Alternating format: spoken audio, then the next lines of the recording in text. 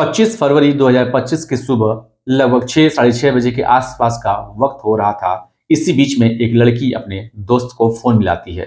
Phone मिलाने के बाद कुछ कहने की कोशिश करती है, लेकिन वो कह नहीं पाती है। वो रोने लगती है। अब उसके रोने की आवाज़ फोन पर सुनकर उसकी दोस्त थोड़ा सा परेशान हो जाती है। कहती है कि क्या बात है, सुबह सुबह फोन करके तुम रो क्यों रही हो, आखिरकार बात क्या है। लेकिन वो लड़की बात नहीं बताती है और रो ही चली जाती है।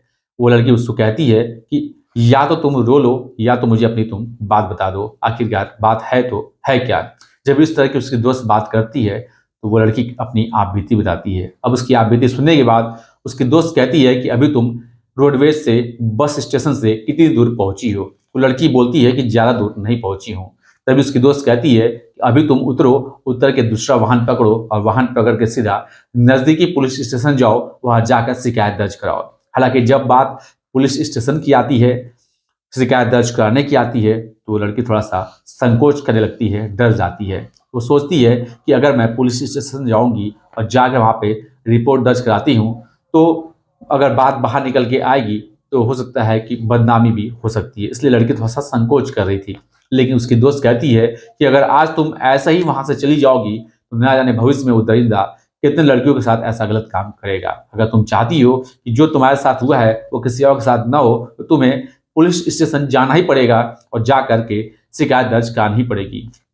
अब अपने दोस्त के बातों को सुनकर वो लड़की सीधा नज़दीकी पुलिस स्टेशन पे जाती है और जाकर वहाँ पर रोते हुए अपनी आप बीती बताती है। इसके बाद ये घटना पुलिस स्टेशन के साथ साथ पूरे महाराष्ट्र में फैल जाता है। अब चाहे विपक्ष हो चाहे मीडिया हो, हर जगह सवाल उठने लगते हैं कि आखिरकार ऐसी कौन सी जगह है जहाँ महिलाएं, जहाँ लड़कियाँ अपने आप को सुरक्षित महसूस कर सके। आप लोग भी शायद इस घटनाक्रम को सुनने के बाद ये सोचने पर मजबूर हो जाएंगे कि आखिरकार ऐसी कौन सी जगह है जहां लड़कियां और महिलाएं अपने आप को सुरक्षित महसूस कर सकें, सुरक्षित रह सकें। नमस्कार, मैं विपिन। आज की जो सच्ची घटना मैं आपको सुनाने जा रहा हूं, ये सच्ची घटना है महाराष्ट्र प्रदेश के पुणे शहर की। दरअसल बात कर रहा हूं 25 फरवरी 2025 की सुबह लगभग 5 साढ़े 5 बजे के आसपास का वक्त रहा होगा। इसी बीच में एक लड़की जिसकी उम्र लगभग 26 साल के आसपास होती है, वो बस स्टेशन पर बस का इंतजार कर रही थी। दरअसल उसे अपने गांव जाना था। वो लोगों के घरों में काम किया करती थी। इसी बीच में उसी बस स्टेशन पर एक लड़का आता है जिसकी उम्र लगभग 37 साल के आसपास होती है। आने के बाद वो हाथ जोड़कर उस लड़की से कहता है कि दीदी नमस्ते, आप कैसी हो। जैसी इस तरह की बातें वो पूछता है, लड़की थोड़ा संकोच करने लगती है। कहती है कि भैया मैंने आपको पहचाना नहीं, आप कौन हो। वो लड़का कहता है कि आपने मुझे नहीं पहचाना, लेकिन मैं आपको पहचान गया हूँ। आप बस का इंतजार कर रही हैं और आपको अपने गांव जाना है। जब लड़की जैसे इस तरह की बातें सुनती है, वो लड़की एकदम से खुश हो जाती है। कहती है जी हाँ, मुझे गाँव तो जाना है, आपको कैसे पता। वो कहता है कि मैं देखते ही पहचान जाता हूँ कि आखिरकार किसी को बस का यहाँ इंतजार है, उसे कहीं ना कहीं जरूर जाना है।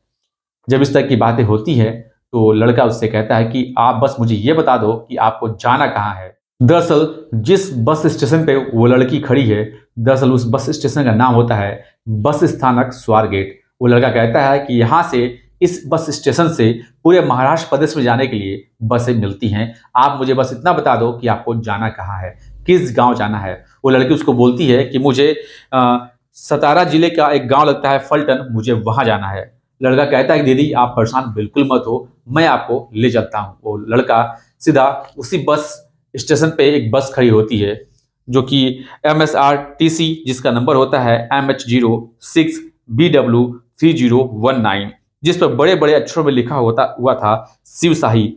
हालांकि वो बस जो थी वो एयर कंडीशनर होती है। अब वो लड़का सीधे उस लड़की को ले आकर उस बस के पास खड़ा कर देता है। कहता है कि आप जाओ, अंदर जाके बैठ जाओ। लड़की जैसे ही बाहर से ही बस में अंदर झांक कर देखती है तो बस के अंदर बिल्कुल अंधेरा था। वो लड़की कहती है भैया बस के अंदर तो बिल्कुल अंधेरा है। लड़का कहता है दीदी आप बिल्कुल परेशान मत हो, आप अंदर जाओ, अंदर जाकर मोबाइल का टॉर्च जलाकर देखना, आपको पता चल जाएगा। कई ऐसे यात्री हैं जो रात भर का सफर करके थके हुए हैं और सो रहे हैं, बस थोड़ी देर में बस ये चलने वाली है। हालांकि जैसी लड़की ये बात सुनती है, लड़की को उस पर भरोसा हो जाता है, क्योंकि इतने प्यार से जो दीदी दीदी कह के बात कर रहा था, वो दावा कर रहा था कि वो पिछले 10 सालों से इस जगह पे काम कर रहा है। अब वो लोगों को देखते ही पहचान जाता है कि उन्हें जाना कहाँ है। अब जब लड़की इस तरह की बात सुनती है, वो सीधा उस बस के अंदर चढ़ जाती है। अंदर जाने के बाद जब मोबाइल का टॉर्च जलाकर देखती है तो एक भी यात्री उस बस में दिखाई नहीं देते हैं। इसके बाद जैसे ही वो बाहर निकलने की कोशिश करती है तो जो एयर कंडीशनर बस का दरवाजा होता है वो बंद हो जाता है। अब उसके सामने वो लड़का खड़ा होता है जो लड़का उसको कुछ देर पहले दीदी कह करके बात कर रहा था। अब वो लड़का उस लड़की को धक्का देता है।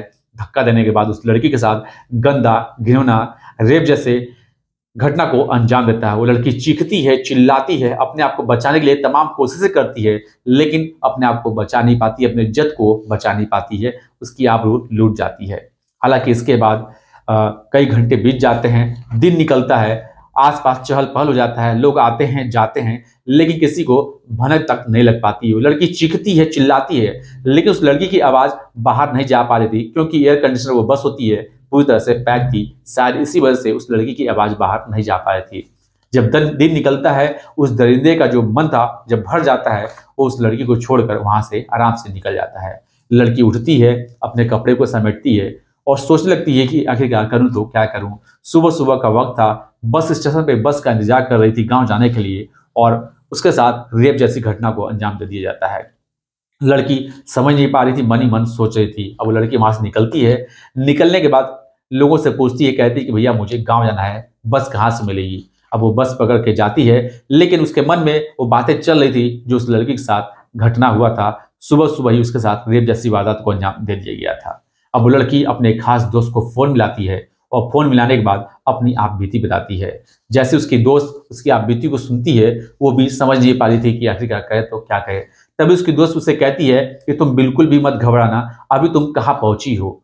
लड़की उसको बताती है कि वो बस स्टेशन से कुछ ही दूर पर भी पहुंची है। तभी उसकी दोस्त कहती है कि अभी के अभी जहां हो उसी जगह पर उतर कर दूसरी गाड़ी पकड़ो और नजदीकी पुलिस स्टेशन पर जाकर इस बात की शिकायत करो। हालांकि जब बात आती है पुलिस स्टेशन की और शिकायत करने की, तो लड़की थोड़ा सा संकोच करने लगती है, डर जाती है।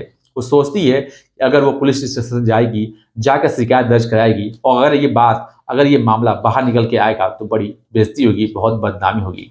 वो लड़की उससे कहती है कि अगर आज तुम संकोच करोगी, आज बेइज्जती की बात सोचोगी, तो भविष्य में किसी भी लड़की के साथ वो दरिंदा ऐसे ही कर सकता है। अगर तुम आज ऐसे ही चली जाओगी तो न जाने कितने लड़कियों के साथ दरिंदा ऐसे ही करता रहेगा। इसलिए तुम्हें पुलिस स्टेशन जाना ही होगा। अगर तुम चाहती हो कि जो घटना, जो दरिंदगी तुम्हारे साथ हुई है किसी और लड़की के साथ ना हो, तो तुम्हें पुलिस स्टेशन जा करके इस मामले में रिपोर्ट दर्ज करानी ही होगी। अब वो लड़की अपने दोस्त की बात मानकर सीधा नजदीकी पुलिस स्टेशन पे जाती है, जाकर रोते हुए अपनी आप बीती बताती है। जब पुलिस वाले उसके बात को सुनते हैं तो उसके बात को गंभीरता से लेते हैं और कहते हैं कि आप बिल्कुल भी परेशान मत हो, हम जल्द से जल्द उस आरोपी को हिरासत में ले लेंगे। इसके बाद ये घटना सोशल मीडिया हो, टीवी हो, अखबार हो, हर जगह वायरल हो जाता है। इस घटना की गूंज हर जगह फैल जाती है। अब ये घटना जो था, इसके बाद सरकार पर भी दबाव पड़ने लगता है, साथ ही पुलिस पर भी दबाव पड़ने लगता है। अब पुलिस इस घटनाक्रम का उजागर करने के लिए कुल 13 टीमों को नियुक्त करती है। साथ ही उस रोडवेज के सीसीटीवी कैमरे को खंगाला जाता है, देखा जाता है कि आखिरकार वो लड़का कौन है, कौन नहीं है, क्या रोडवेज का कर्मचारी है या कहीं बाहर का आया हुआ है। जब सीसीटीवी फुटेज को खंगाला जाता है तो पता चलता है कि उस लड़की के साथ एक लड़का आ रहा था और वो मास्क लगाया हुआ था। हालांकि पुलिस उसको पहचानने की कोशिश करती है, लेकिन कई घंटे बीत जाते हैं। कड़ी मशक्कत के बाद आखिरकार उस लड़के की पहचान हो जाती है।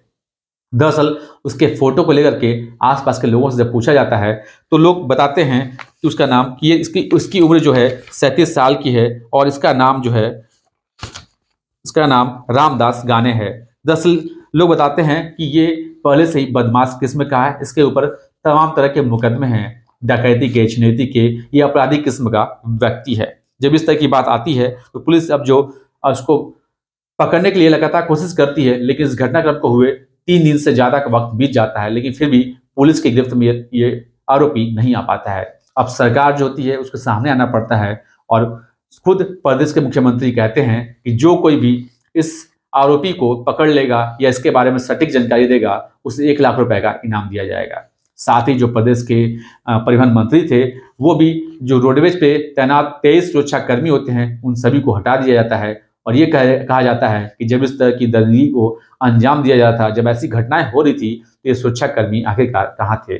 साथ ही जो बस थी, बस से संबंधित जो भी कर्मचारी होते हैं, उनकी भी जांच की जाती है कि आखिरकार जो एयर कंडीशनर बसें होती हैं, उसका दरवाजा खुलता या बंद होता है तो चाबी से ही होता है। आखिरकार जरूर उस बस वाले की कहीं न कहीं मिलीभगत होगी, तभी वो दरवाजा खुला है और बंद हुआ है। हालांकि पुलिस कह रही है कि अभी जांच पड़ताल चल रही है और ये जांच का विषय है।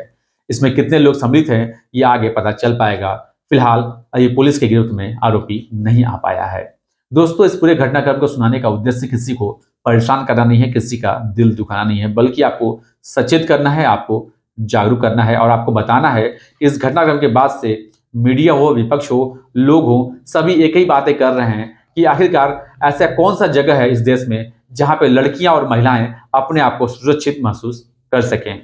दोस्तों, मिलते हैं फिर आपसे एक अगले एपिसोड में सच्ची घटना के साथ। आज के लिए बस इतना ही। जय हिंद, जय भारत, नमस्कार। दोस्तों, अगर आपने मेरे चैनल को सब्सक्राइब नहीं किया है तो प्लीज मेरे चैनल को सब्सक्राइब कर लें, साथ ही बेल आइकन को भी दबा लें ताकि जो भी नई नई सच्ची घटना मैं बनाता रहता हूं, नई नई जो खबरें बनाता रहता हूं, आप तक उसका नोटिफिकेशन तुरंत पहुंच जाए। आपसे बस इतना ही रिक्वेस्ट है, आग्रह है। नमस्कार।